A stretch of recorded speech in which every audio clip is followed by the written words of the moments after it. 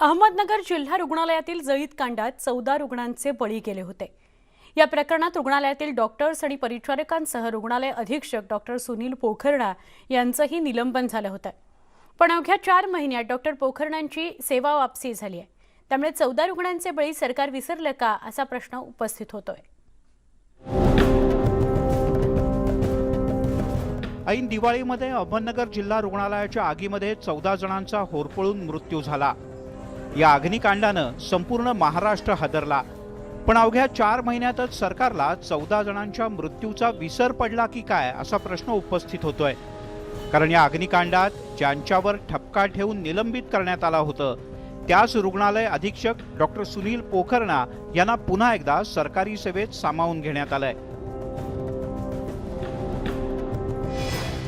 सुरुवातीला राज्यपालांनी विशेषाधिकाराचा वापर करत राज्य सरकारनं पोखरणा यांचं निलंबन रद्द केल्याच्या बातम्या आल्या होत्या।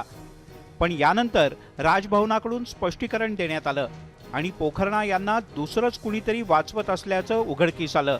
राजभवनानं काय स्पष्टीकरण दिलंय त्यावर नजर टाकूयात।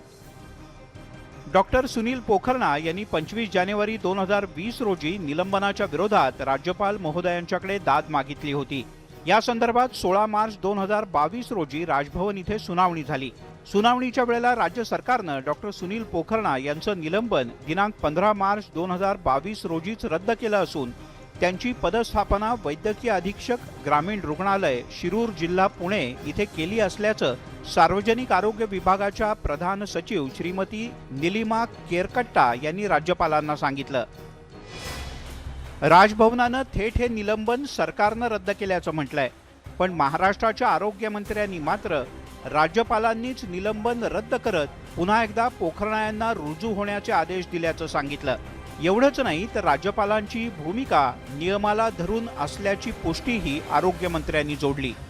सस्पेंडेड व्यक्तीचं काय असतं की त्याला आपल्याला बसून पगार द्यावाच लागतो आणि त्यांच्या सर्व्हिसेस टोटली माझं म्हणणं आहे की त्यांना त्यांच्या हेडक्वार्टरला सोडून दुसरीकडे कुठेतरी हजेरी लावावी लागते। तर अशा परिस्थितीमध्ये त्यांना कायमस्वरूपी सस्पेन्शन ठेवणं हे योग्यच नसतं। त्यामुळे जरी राज्यपाल महोदयांनी सांगितलं असेल आणि त्यांना रिइन्स्टेट केलं असेल तरी सुद्धा ते त्यांच्या एरिया ऑफ ऑपरेशनच्या बाहेर केलेले आहेत।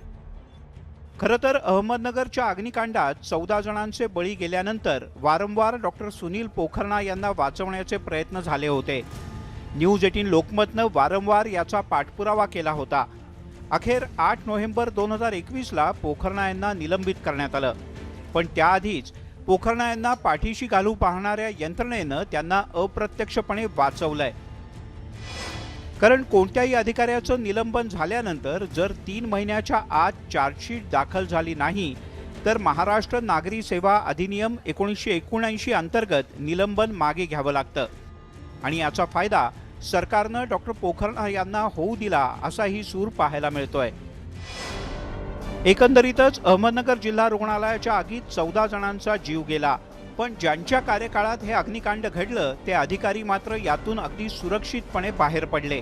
आता पोखरणा तर वाचले पण त्यांना नेमकं राज्यपालांनी वाचवलं की सरकारनी याविषयीचा संभ्रम अजूनही कायम आहे।